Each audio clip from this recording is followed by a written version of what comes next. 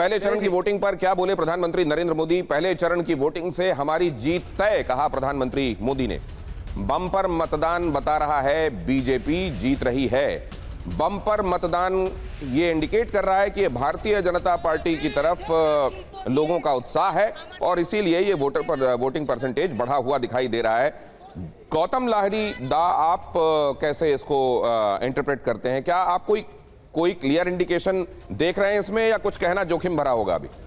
नहीं, देखिए, सबसे पहली बात तो ये है कि हम सुबह 7 बजे से जब हम लोग जो चर्चा कर रहे थे उसमें एक ही बात आया कि हर बार 21 साल का चुनाव का आप देखिए कितना लोग मरे हैं, हम गिनते थे।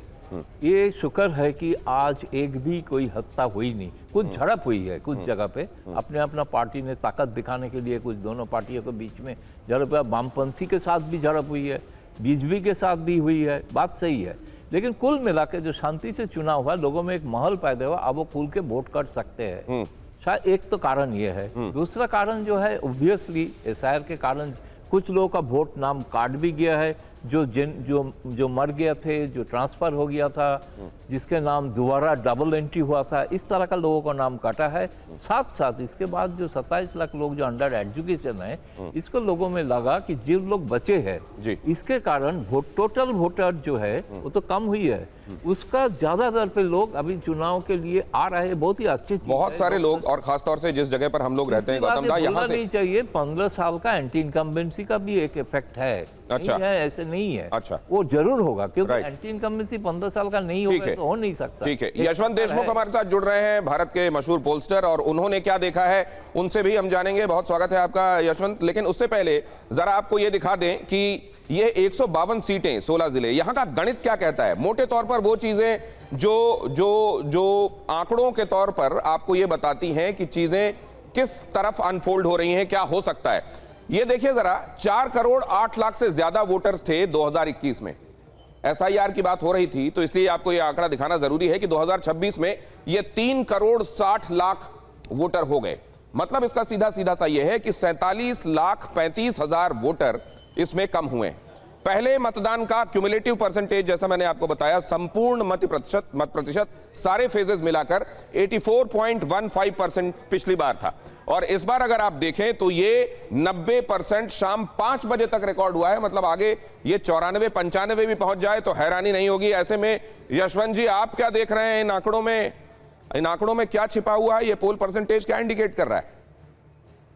जैसा कि आपने अभी अपने इतने बढ़िया ग्राफिक्स में जो दिखाया, बहुत साफ साफ वो चीज बता रहा है कि 47 लाख से ज्यादा मतदाता जो कम हुए, उससे बेसलाइन भी इलेक्टोरल रोल का कम हो गया।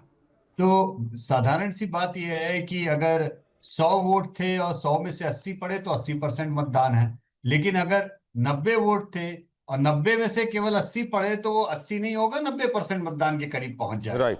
तो कुल संख्या मतदाताओं की पिछली बार से एग्जैक्ट नंबर, प्रतिशत मत जाइए इसमें, क्योंकि एसआईआर के बाद में जो वोट कटे हैं उसके कारण बेसलाइन नीचे हो गया है। अगर कुल संख्या बढ़ी है तो वो बढ़ा हुआ मतदान होगा, माना जाना चाहिए। और उसमें भी बहुत महत्वपूर्ण हिस्सा जो अभी तक नहीं आया है हमारे पास में, वो ये कि पुरुषों और महिलाओं का वोटिंग ट्रेंड क्या है। महिलाओं के वोट पुरुषों से ज्यादा पड़े हैं या कम पड़े हैं या बराबरी के पड़े हैं? क्योंकि अभी फिलहाल पिछले 2 सालों से तो हम ये जानते हैं, 2-3 सालों से, कि असली फ्लेवर ऑफ इलेक्शन जो है वो तो महिलाओं का टर्नआउट है। महिलाएं तय कर रही है कौन चुनाव जीत रहा है, कौन हार रहा है। अगर महिलाएं बड़ी तादाद में निकलती हैं इन चुनाव में तो वो बहुत अलग तरीके का इंटरेस्टिंग फैक्टर होगा। अगर महिलाएं कम निकलती हैं तो उसको अलग तरीके से एनालाइज करना होगा। तो इसके लिए इंतजार कर लेते हैं, election commission I am sure कि उसके भी आंकड़े देगा और फिर हम ज्यादा बेहतर उसके ऊपर बात कर पाएंगे। क्योंकि महिलाओं का झुकाव ट्रैकर्स के अलावा, आप चुनाव सर्वे और ट्रैकर्स छोड़ दें तो पिछले 15-20 सालों से हमने देखा है कि पश्चिम बंगाल में महिलाओं का झुकाव ज्यादातर ममता बनर्जी की ओर रहा, जिसको तोड़ने के लिए, उसी झुकाव को तोड़ने के लिए ये महिला विधेयक और सारी जितनी कवायद की गई, दरअसल उसी को मुद्दा बनाने के लिए की गई। और उसी का मुद्दा आज भी प्रधानमंत्री ने अपनी रैली में बनाया, जब उन्होंने बोला कि इंडिकेट किया कि सारी समस्या जो गुंडागर्दी की और सब है वो टीएमसी के रैंक एंड फाइल, यानी टीएमसी के जो स्थानीय लेवल के कार्यकर्ता हैं उनकी गुंडागर्दी की उन्होंने उस इशारा किया। और उसको महिलाओं की समस्या से जोड़ने की बात की, तो मुझे लगता है कि महिलाओं का टर्नआउट बहुत क्रिटिकल, बहुत इंपॉर्टेंट होने एक वाला है। बात आपसे और जानना चाहता हूं, संजय सरकार जी आपके पास आने वाला हूं, या क्योंकि यशवंत जी अब कहीं आगे मूव करने वाले हैं, इसलिए जल्दी जल्दी उनसे कुछ उत्सुकताएं अपनी पूछकर शांत कर लूं। एक बात और मैं समझना चाहता हूं, बहुत सारे लोग ये कह रहे हैं कि इस बार का ये जो बढ़ा हुआ वोट परसेंटेज, इसकी एक बड़ी वजह ये भी है कि वोटर्स को ये लगा कि अगर अपने मताधिकार का इस्तेमाल नहीं करेंगे तो उनके पेपर या उनके साथ कहीं ऐसा ना हो जाए, कहीं कुछ गड़बड़ हो जाए, और इसलिए भी डेस्परेशन में वो अपने आप को प्रूव करने के लिए कि हम जेन्युइन लोग हैं बूथ तक पहुंचे। क्या ये भी वजह है? बिल्कुल है, बिल्कुल है। बड़ी तादाद में अप्रवासी जो जो जो पश्चिम बंगाल के लोग हैं, जो दूसरे राज्यों में काम करते हैं, वो अपने राज्य में वापस गए हैं। और ये इसके पीछे पहले उत्साह के कारण जाते थे। उत्साह अलग विषय है, डर अलग विषय है। जैसे बिहार के केस में भी हमने देखा, बड़ी तादाद में लोग गए थे, उसमें डर ज्यादा था, उत्साह कम था।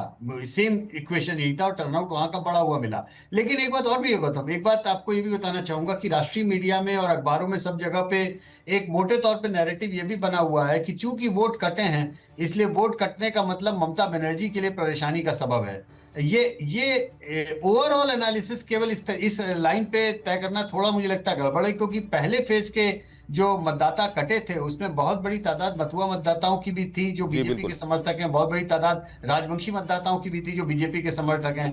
दूसरी बात, बिहार के चुनाव नतीजों को मैं याद दिला दूं, बिहार में जिन जगहों पे सबसे ज्यादा वोट काटे गए थे वहां पे सब जगह बीजेपी हार गई थी।